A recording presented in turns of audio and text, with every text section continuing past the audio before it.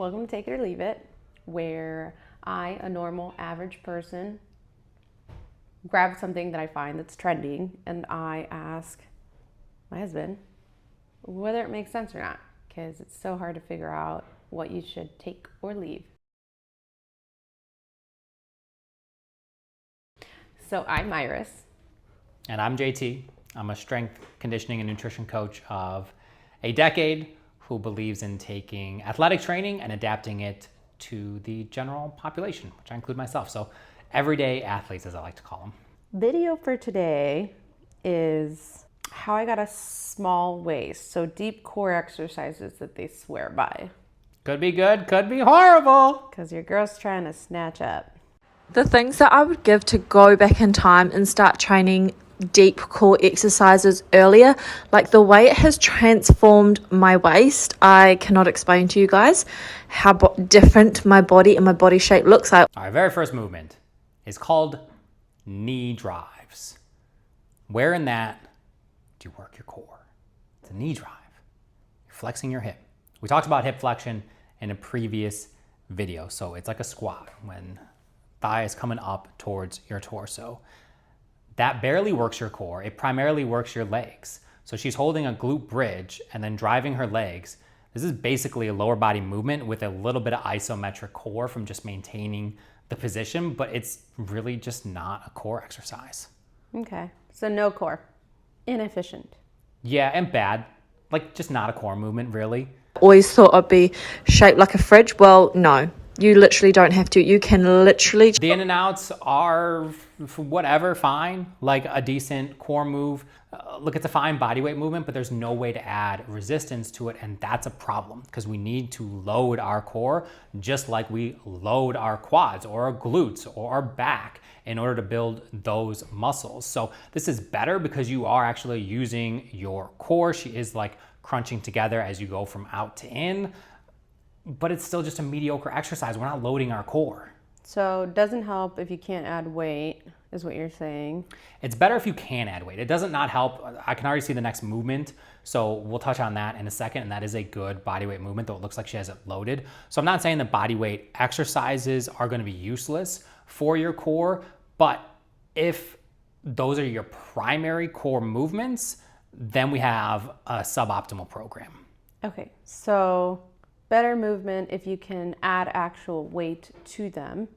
Mm-hmm. But this is a great starting point if you're a beginner and you just need some body weighted stuff to start. But once you get pretty good at it, maybe you can move on to something harder. Yeah, but I think core is a little different when we talk about body weight for beginners because many core movements are tough if you're a beginner and having to support your entire body weight. Whereas if we're doing, say, a standing pal-off press, we can adjust the weight. You're in a standing position, which is typically more comfortable for beginners versus being on the floor like this. Like I do want people getting up and down off the floor during workouts because that's just a good movement in general. But no, like I think core is a little different than other exercises for other body parts where body weight is like your good beginner place to start. Generally speaking, that's true. But like these in and outs, that's tough for somebody who's never done a core exercise to do. And then on top of that, to do in a way that actually engages your core, where again, we're not just getting hip flexion and working our upper leg as opposed to our core. So I would rather somebody start off with like a pal-off press, a side chop, even like a cable crunch, where we're gonna be able to build that resistance over time because we're using weights. So when should you use that move? I can't tell you the last time I put that in a program, so I would skew more towards never than ever. Change the way that your body looks with deep core exercises. These are 3 that I have been doing consistently for a few months, and just the difference in a few months. That's a little reminder there of how to actually feel it in your core and not your glutes. I mean, you're not going to feel your dead bugs in your glutes, but dead bugs are a great exercise. That's interesting that she said that. I'm not sure where that comes from. And like generally good advice to make sure that your low back isn't super arched, but we don't want it pushed all the way into the floor either, because that's not a neutral spine. And we want to train within a neutral spine, and our lower back has some natural arch to it. So we don't want to push all the way into the floor, but generally, yeah, we want to be cognizant that that low back isn't lifting super, super high. But dead bugs are amazing. They're very challenging. So this is a bodyweight movement that on its own is very challenging. This is very interesting.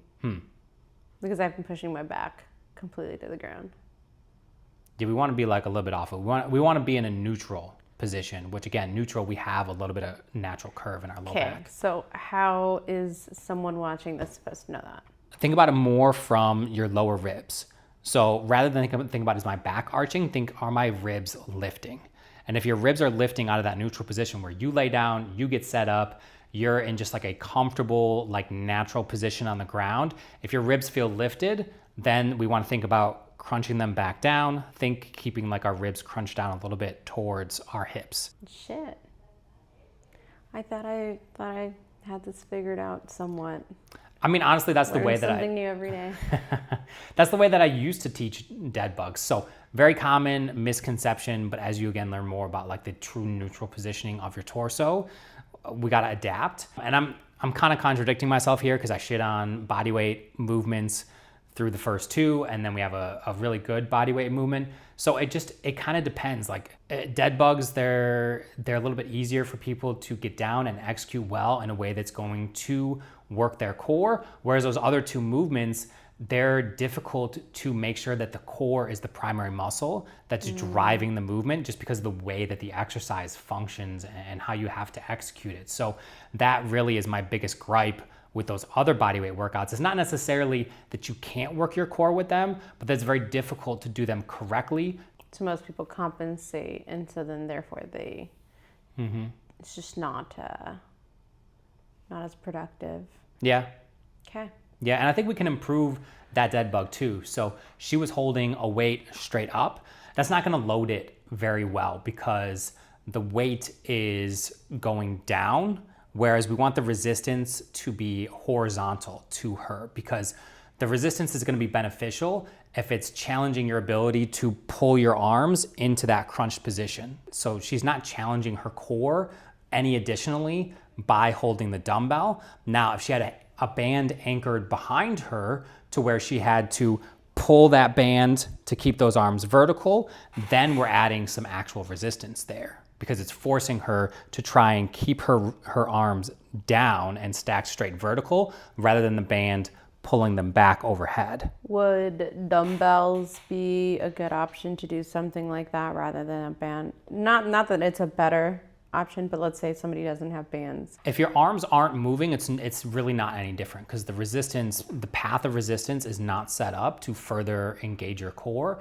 Now, if your arms are moving, which is a more traditional dead bug where you actually drop your opposite arm back as that opposite leg comes down, then yes, by holding the dumbbell in that arm and actually dropping it back, then we are going to add some additional challenge to it. But if you're just holding straight up, it's not actually doing anything other than just challenging your ability to hold a dumbbell above your chest. So rather than hold a dumbbell, if you're going to hold your arms in place, use a band to add resistance. But if you're going to move your arms like a traditional dead bug rather than holding, then you can do weights so long as you don't compromise your posture.